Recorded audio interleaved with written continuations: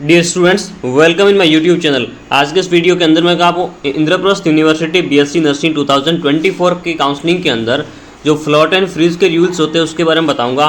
क्या होता है फ्लोट का मतलब एंड फ्रीज का मतलब क्या होता है डिटेल के अंदर बताऊंगा। एंड बॉन्ड पॉलिसी सभी कॉलेजेस के बारे में एंड 60,000 विड्रॉवल फीस इसके बारे में बताऊंगा। कैसे इस फीस को विड्रॉ कर सकते हो, किस केस में ये विड्रॉ होगी एंड कौन से कॉलेज में क्या बॉन्ड पॉलिसी होगी। अगर आप कॉलेज को लीव करते हो तो क्या आपको कोई बॉन्ड पेनल्टी पे करनी होगी या नहीं।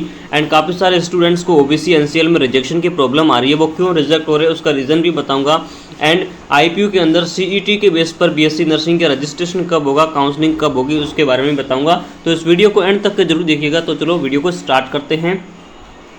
सबसे पहले देखते हैं आईपीयू बीएससी नर्सिंग 2024 के अंदर फ्रीज एंड फ्लोट का क्या मतलब होता है। मान लीजिए आपने राउंड 1 की काउंसलिंग के अंदर पार्टिसिपेट किया एंड आपको सीट अलॉट हो चुकी है। अगर आप उस जो सीट अलॉट हुई है, जिस कॉलेज में अलॉट हुई है, वो कॉलेज अगर आप ज्वाइन करना चाहते हो तब आपको फ्रीज का ऑप्शन वहाँ पे ऑप्शन जो है चूज़ करना होगा। उस सीट को आपको फ्रीज कर देनी होगी। अगर आप उस सीट से सेटिस्फाई नहीं है, आप नेक्स्ट राउंड में पार्टिसिपेट करना चाहते हो, तो उस केस के अंदर आपको फ्लोट का ऑप्शन चूज़ करना होगा, यानी कि अपनी सीट को जो है अपग्रेड करनी होगी नेक्स्ट राउंड के लिए। अगर मान लीजिए आपने वो सीट छोड़ दी है, नेक्स्ट राउंड के लिए आप चले गए और नेक्स्ट राउंड के अंदर आपको जो चॉइसेस है उसके अकॉर्डिंग सीट अलॉट नहीं होती है, तो आप जो आपकी प्रीवियस सीट है वो आपकी रिटेन रहेगी। फ्रीज का ऑप्शन चूज़ करने के बाद आपको वहाँ पे 60,000 की रुपीज़ की आपको फ़ीस पे करनी होगी। मान लीजिए आपने जो कॉलेज अलॉट हुई है उसको बाय मिस्टेक आपने फ्रीज कर दिया है एंड आप 60,000 रुपीज़ की फ़ीस पे नहीं करते हैं, तब उस केस के अंदर आपको फर्दर राउंड ऑफ काउंसलिंग से आउट कर दिया जाएगा। इसलिए ये माइंड में रखना कि अगर आप वो कॉलेज ज्वाइन करना ही चाहते हो तो उसी केस में आप फ्रीज का ऑप्शन चूज़ करना, अदरवाइज आप फ्लोट का ऑप्शन चूज़ करके फर्दर राउंड के लिए आगे बढ़ जाना।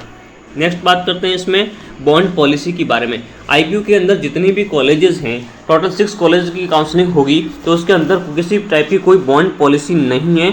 आपको 60,000 रुपीज़ की फ़ीस स्ट्रक्चर की बात करें तो जैसे ही आपको सीट अलॉट होती है, आप फ्रीज एंड फ्लोट का ऑप्शन चूज़ करने के बाद आपको 60,000 रुपीज़ की फ़ीस पे करनी होगी, अदरवाइज आपको काउंसलिंग से आउट कर दिया जाएगा। ये जो फीस है, अगर आप कॉलेज ज्वाइन करते हो तो आपकी जो है कॉलेज के फ़ीस के अंदर आपको ये मैनेज हो जाएगी, एडजस्ट हो जाएगी।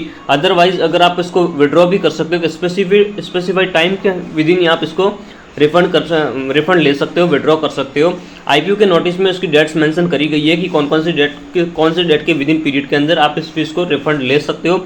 अगर मान लीजिए जो डेट दी गई है उसमें आप रिफंड के लिए अप्लाई नहीं करते हो तो ये फीस आगे जाके आपको रिफंड नहीं होगी। इसमें जो रिफंड है टोटल 60,000 रुपीज़ रिफंड नहीं होती है, इसमें आपको 59,000 रुपीज़ की ये फीस है जो विड्रॉवल मिलती है।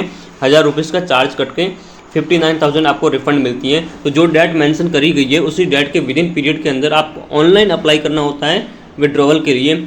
कहाँ से करना है, जो आपका प्रोफाइल होगी आईपीयू की वेबसाइट पर, वहीं पर आपको विड्रॉ का ऑप्शन मिलेगा।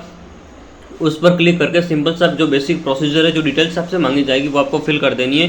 जो बैंक डिटेल्स आपने फिल करी थी उसी के अंदर आपको रिफंड मिलेगा।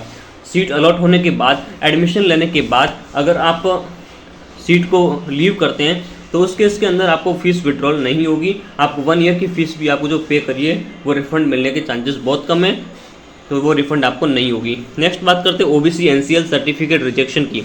जो students OBC non creamy layer category से बिलोंग करते हो तो उनको सर्टिफिकेट जो 31 मार्च 2024 के बाद का अपलोड करना था। काफ़ी सारे स्टूडेंट्स ने ओल्ड सर्टिफिकेट अपलोड किया था, इस वजह से उनका रिजेक्ट हो रहा है। और काफ़ी सारे स्टूडेंट्स ने ओनली नॉन क्रीमी लेयर या फिर ओनली ओबीसी सर्टिफिकेट अपलोड किया था, इस वजह से भी उनका सर्टिफिकेट रिजेक्ट ही होगा।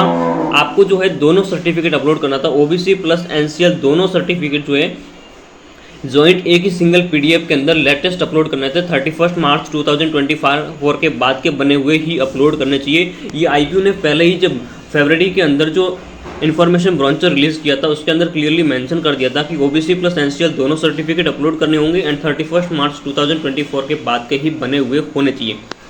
अगर आप आईपीयू बीएससी नर्सिंग की मैनेजमेंट कोटा की काउंसलिंग करवाना चाहते हो तो मुझे व्हाट्सअप कर सकते हैं, वहाँ पर आपको सारी डिटेल्स मिल जाएगी। पेड काउंसलिंग अगर आप करवाना चाहते हो तो वहीं पे व्हाट्सअप पे आपको सारी डिटेल्स मिल जाएगी। नेक्स्ट बात करते हैं आईपीयू के अंदर नीट बेसिस पर तो बीएससी नर्सिंग का रजिस्ट्रेशन स्टार्ट हो गया, लेकिन सीईटी बेसिस का रजिस्ट्रेशन कब स्टार्ट होगा। तो जो सीईटी के जो आईपीयू के अंदर मेनली जो सीट्स होती है बीएससी नर्सिंग की, वो सबसे पहले नीट के बेसिस पर फुलफिल की जाती है। जो रिमेनिंग वैकेंट सीट बचती है उसी को सीईटी के मेरिट लिस्ट के बेसिस पर उसमें सीट अलॉट होती है। तो मोस्ट प्रोबेबली आप मान के चलिए राउंड 3 में या स्पोर्ट राउंड के अंदर जो है सीईटी बेसिस पर भी काउंसलिंग स्टार्ट होगी। इससे पहले सिनेरियो नहीं है सीईटी बेसिस काउंसलिंग का होने का, क्योंकि बहुत कम सीट्स रहती हैं सीईटी के लिए। मेनली जितनी भी मोस्टली सीट्स होती है, मेजर सीट्स होती है, वो नीट के बेसिस पर ही फुलफिल होती है। तो ये कुछ डाउट्स थे आपके जो मैंने इस वीडियो के अंदर बता दिए। अगर अभी भी आपके कोई भी डाउट है तो इस वीडियो के कमेंट सेक्शन के अंदर बता दीजिएगा, मैं सेपरेट वीडियो के थ्रू इसको भी आपको सॉल्व कर दूंगा। Thanks for watching. इसी तरीके का क्वालिटी कंटेंट देखने के लिए इस चैनल को सब्सक्राइब कीजिए एंड बेल आइकन को प्रेस कर दीजिए।